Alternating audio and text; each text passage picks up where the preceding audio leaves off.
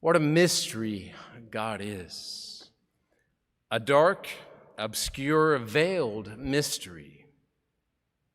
Perhaps nowhere is this reality encountered more pointedly than in his call of Abraham to sacrifice his own son. What barbarian would do such a thing, let alone a decent person? And yet God did. How is he not contradictory, irrational, incoherent? Yet that typically modern move, as we saw last Sunday, begins with our mind, our ideas, and imposes them on reality, judging according to the limitations of our intellect, limiting possibilities and our understanding to the scope of our reason and experience.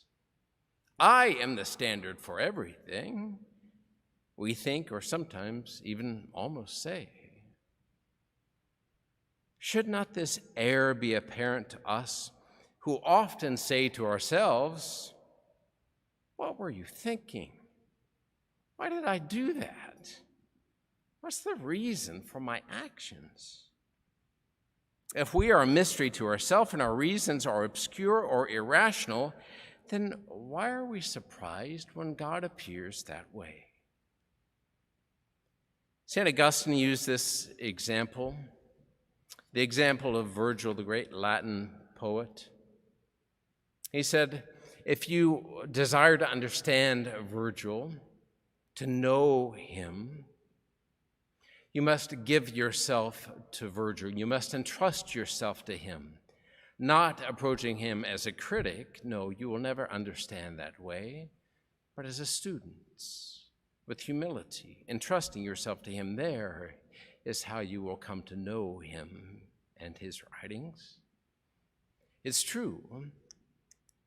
In order to understand someone, you must give yourself and trust yourself to the other, which is an act of faith. God confronts us with the mystery of who he is, creating an often troubling encounter which allows for our lives to expand beyond our limitations through faith.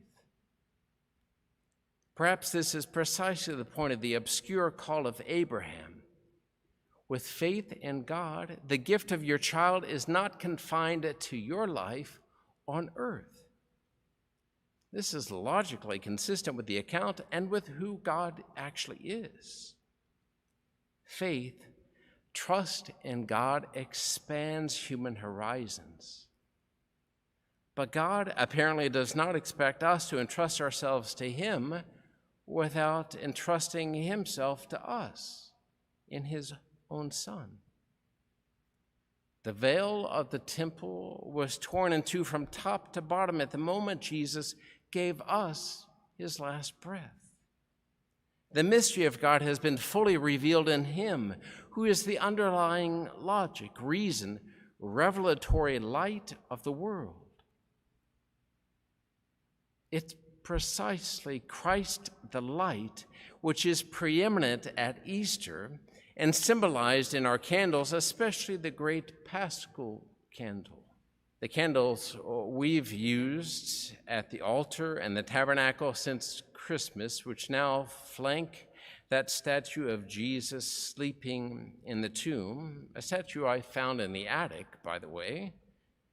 Those candles have actually been the substance of criticism of yours truly. I know, criticism of a priest, it's hard to believe. I can hear the gasps all the way from your homes. I hope my mom is sitting down.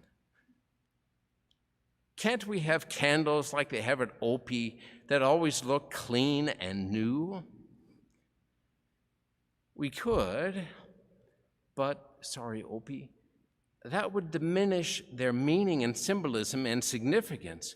For the value of candles for us is that they give light by giving themselves, by dying, if you will, so that we might have light, which in real life is not always a pretty process without cost or change, as the crowning and scourging and crucifixion of Christ makes clear.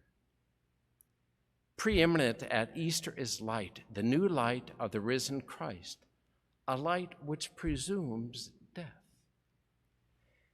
Death and resurrection. This is the mystery, the paradigm, the light to which I continue to return during these difficult days, especially when I'm faced with the evil one's temptations to true darkness. All that you've worked for is slipping away.